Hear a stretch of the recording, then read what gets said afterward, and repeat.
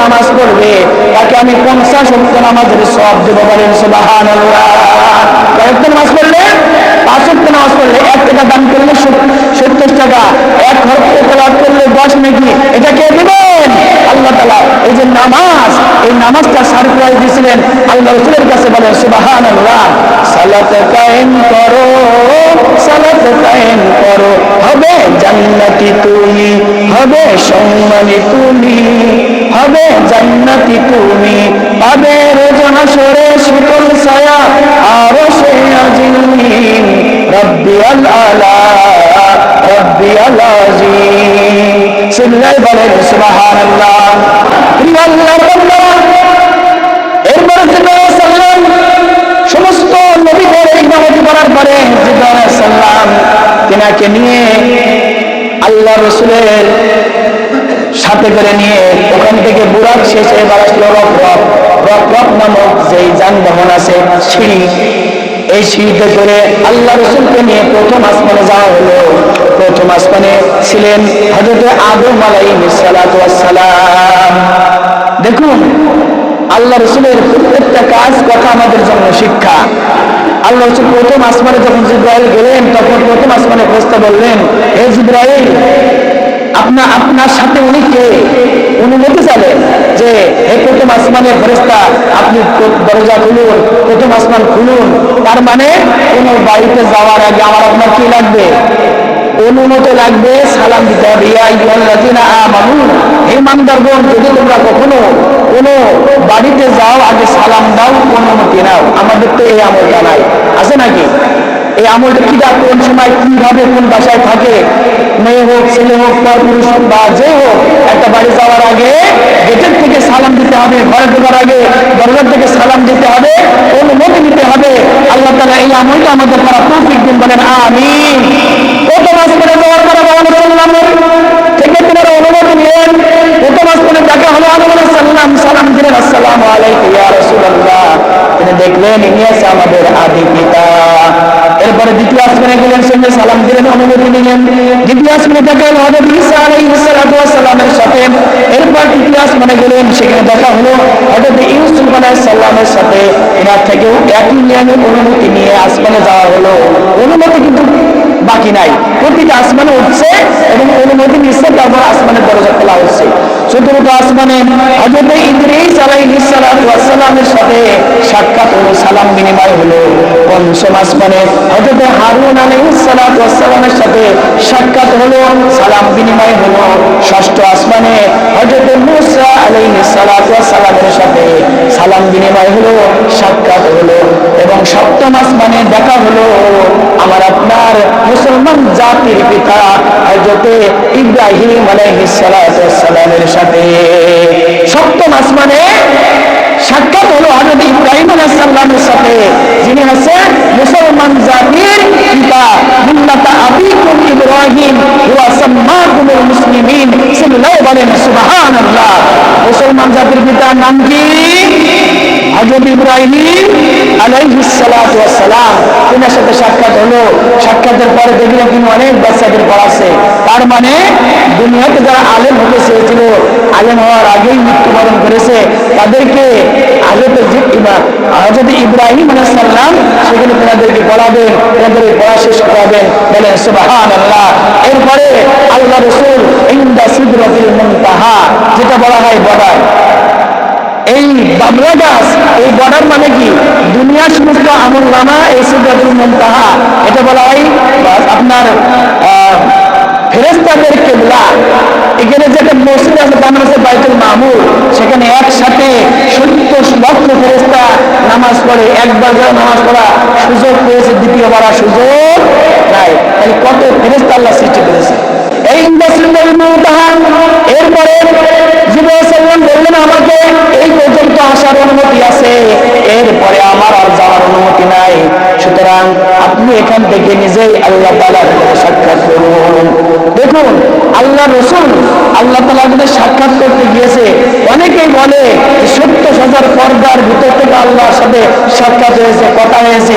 এখানে আমি ব্যক্তিগতভাবে বলি, আমি এখানে একমত নই। কারণ যারা আমরা এখানে আসি, আমরা যদি কোনো মেহমান দাওয়াত করি, সেই মেহমানের কি পর্দার ভিতর থেকে খাতে দিই?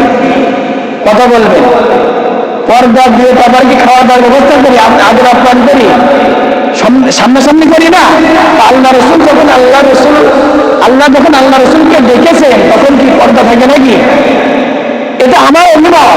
তো আল্লাহ রসুলকে যখন দেখেছেন পর্দা বাদে আল্লাহ তাআলার সাথে কথা হয়েছে, এরকম অনেকবার সিল্লাই বলেন সুবহানাল্লাহ।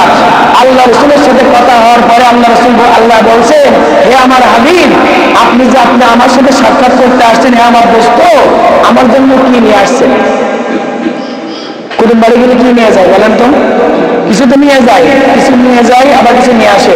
নতুন কুটুম সম্মানী ব্যক্তি, কথা বলেন ঠিক কিনা?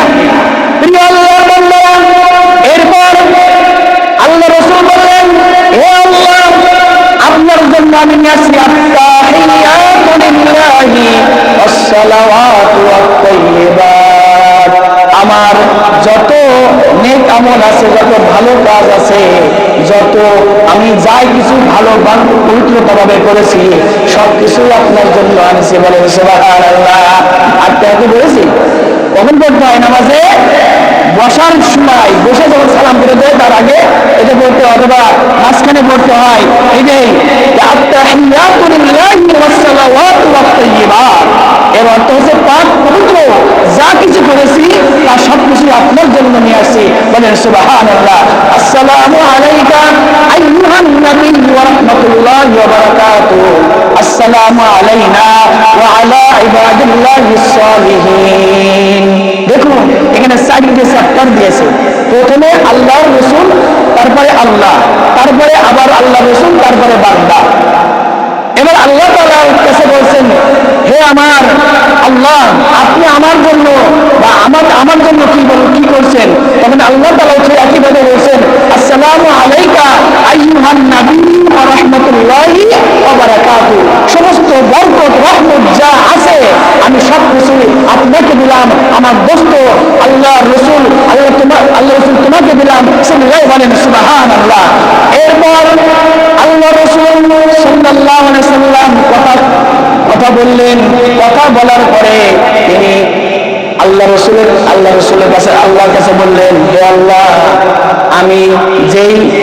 আপনি তো আমার জন্য অনেক কিছু দিয়েছেন। দেখুন সেখানে যে উম্মতের কথা বলেছেন, আপনি আমার উম্মতের জন্য কি বলছেন, আমার উম্মতের জন্য কি দিলেন?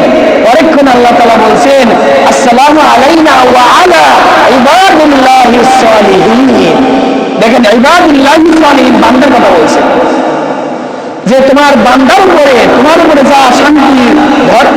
দেখেন আল্লাহ রাসূল যদি ওখানে পার্সোনাল ভাবে কিছু নিয়ে আসতো, আমাদের কিছু করার ছিল? কথা বলেন, কোন উন্নতিদের করার ছিল? কিন্তু তিনি পার্সোনাল ভাবে কিছু নেন নাই, সবকিছু নিয়েছেন আমার আপনার জন্য, উন্নতিদের জন্য। বলেন সুবহানাল্লাহ। এরপর আল্লাহ রাসূল বললেন, আসসালামু আলাইনা ওয়া আলা ইবাদিল্লাহিস সালিহিন। এরপরে আরশের কুরসি, যেটা বলা হয় আরশে আজিম, এটা কিন্তু ঘুরে আছে 8 জন ফেরেশতা। ওয়া ইয়াহমিলু আরশা রাব্বিকা ফাওকাহুম ইয়াওমাইযিন সামানিয়া। সূরাতুল হাক্কা 29 নম্বর পারা 7 নম্বর সবাই বলছেন, এই যে আরশ বহনকারী যে 8 জন ফেরেশতা, ওয়া ইয়াহমিলু আরশা রাব্বিকা ফাওকাহুম ইয়াওমাইযিন সামানিয়া, এই 8 জন ফেরেশতা আল্লাহ এবং আল্লাহ রাসূলের সাথে কথাবার্তা শোনার পরে তিনারা পড়ে নিলেন, আশহাদু আল্লা ইলাহা ইল্লাল্লাহু ওয়া আশহাদু আন্না মুহাম্মাদান আবদুহু ওয়া রাসূলুহু। আপনাদের তো শেষে আছে না? এটা আছে কিনা? দেখুন কি সুন্দর জিনিস। ইসলাম কত শান্তির ধর্ম, আমাদের নবী আমাদের জন্য কত কিছু করেছে। এরপর আল্লাহ রাসূল সাক্ষাৎ হওয়ার পরে বললেন, হে আমার আল্লাহ, আপনি তো আমার জন্য এটা দিয়েছেন, আমার বান্দার জন্য এটা করলেন, কিন্তু আর কোন স্পেশাল কিছু আছে কিনা? আল্লাহ তাআলা বললেন, আপনার উম্মতিদের জন্য 50 ওয়াক্ত নামাজ দিলাম। কয় ওয়াক্ত? 50 ওয়াক্ত নামাজ দিলাম, আর কিছু দিয়ে নাই। সারপ্রাইজ, উপহার, 50 ওয়াক্ত নামাজ। এরপরে নামাজ, এই কথা বলার পরে আল্লাহ রাসূল চলে আসছেন 6ষ্ঠ আসমানে। হযরত মুসা আলাইহিস সালাতু ওয়াস সালামের সাথে সাক্ষাৎ। মুসা আলাইহিস সালাম বললেন, হে আমার ভাই, ব্রাদার, আপনি আল্লাহর কাছে কি নিয়ে আসছেন? বলছেন আমার উম্মতের জন্য আমি 50 ওয়াক্ত নামাজ নিয়ে আসছি।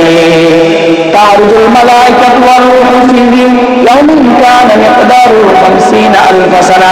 5 ওয়াক্ত নামাজ 50 আলফ সানা, 5 ওয়াক্ত নামাজ নিয়ে আসছি। মুসা আলাইহিস সালাম বললেন, ও আমার দোস্ত, ও আমার ভাই, আপনি পয়গম্বর, আমিও পয়গম্বর। মুসা আলাইহিস সালামের উম্মতের হায়াত ছিল বেশি না? কথা বলবেন, তিনার উম্মতের হায়াত ছিল বেশি, শক্তি ছিল বেশি। তিনি বলছেন আপনার উম্মত তো দুর্বল, 10 বছরে চোখের পাওয়ার কমে যাবে, 70 বছরে দাড়ি পেকে যাবে, 90 বছর 60 বছর হায়াত করে মারা যাবে, ডায়াবেটিস হবে, এ হবে তা হবে। আপনার উম্মতের আমি মত নামাজ আমার উম্মতের দেশে তাই আদায় করতে পারিনি। আমার এত শক্তিশালী উম্মত, এত বছর হায়াত পেয়েছে, আর আপনার উম্মতের তো দুর্বল উম্মত, আপনি যে কমায় নিয়ে আসেন। এরপর আল্লাহ রাসূল 9 বার যে 5 নাম 45 ওয়াক্ত নামাজ কি করেছে? কমায় নিয়ে এসে নিয়ে আসার পরে আমাদের উপরে 5 ওয়াক্ত নামাজ ফরজ করা হয়েছে। বলেন সুবহানাল্লাহ। আল্লাহ তাআলা বলেন, যে ব্যক্তি মান জাআ বিল হাসানাতি ফালাহু আমসালিহা। আল্লাহ রাসূলের প্রত্যেকটা কথা কাজ মর্মসম্মত, এরপর আমাদের সকলকে আমল করা তৌফিক দিন। আল্লাহ তাআলা সকলকে মাফ করুন, আমিন। ওয়া আখিরু দাওয়ানা আলহামদুলিল্লাহি রাব্বিল আলামিন।